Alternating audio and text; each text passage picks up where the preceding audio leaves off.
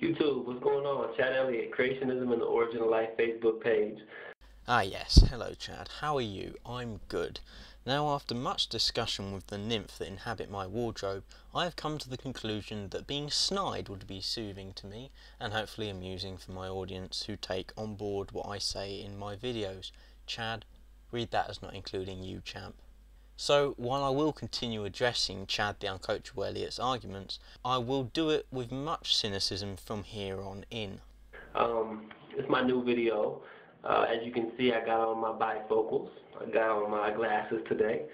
A lot of my haters out there have been trying to say that they don't think I understand my own arguments, or that they don't think my level of intelligence is up to par with the things that I'm talking about. But really, that's just a diversion tactic, trying to change the subject of the actual arguments, because instead of debunking what I'm actually saying in my videos, they try to change the subject and talk about, oh, he mispronounced this word. Sorry, Chad, what was that?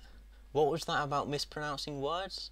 Trying to change the subject by bringing up incorrect pronunciation instead of addressing the arguments? Sorry, what was that you were saying in the comments about me? Ah yes, and on my channel page?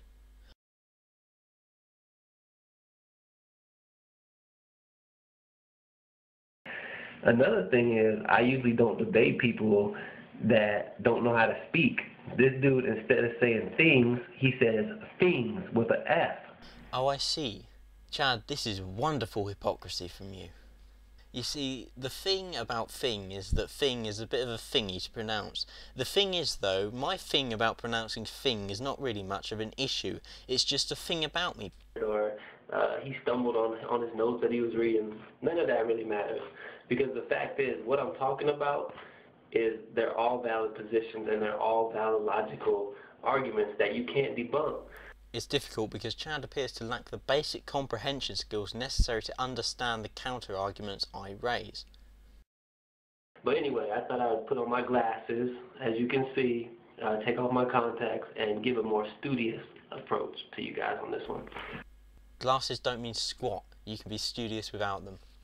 So, check it out. This video is called I Don't Know.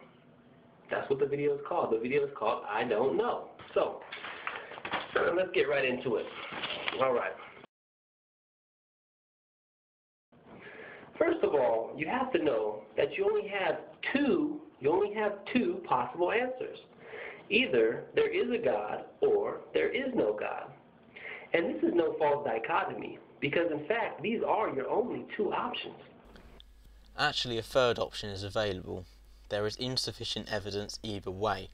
Of course, as this is the case, and going back to my brief point about the null and alternative hypotheses in my best explanation video, then the only reasonable position to hold is that there is no God. However, it is not strictly necessary to make that call, and it is perfectly acceptable in light of this debate between theists and atheists to say that there is insufficient evidence either way. This debate is not necessarily black and white, it's at least tricolour.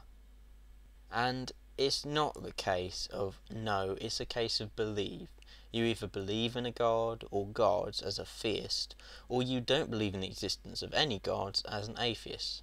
I've outlined why atheism is the only reasonable position to hold in a prior video, but here it is again. We start with a null hypothesis here. No deity exists. It is something of a necessity to prevent interference with the natural interactions that rule our universe.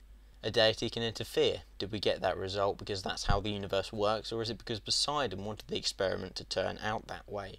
Thus, the only reasonable assumption to make in light of blind, unsubstantiated assertions such as those for the existence of deities is that, until further evidence is provided, no deities exist.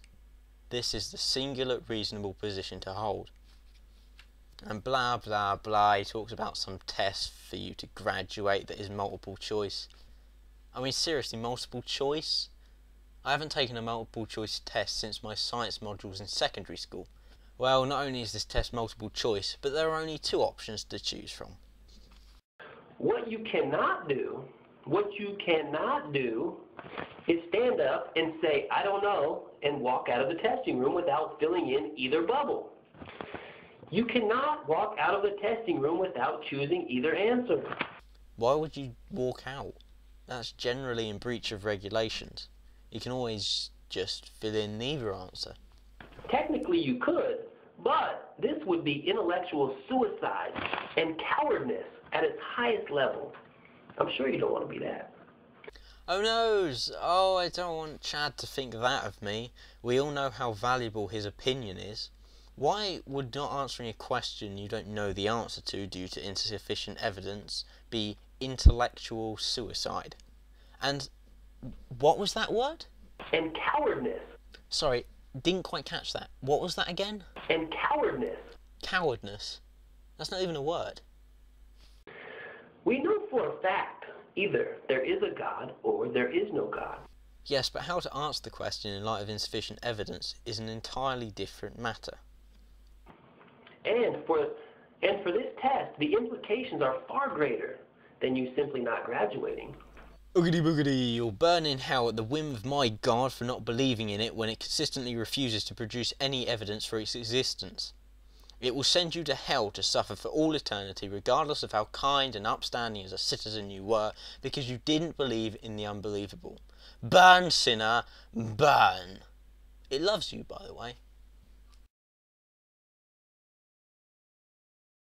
I don't know isn't a valid atheist response anymore.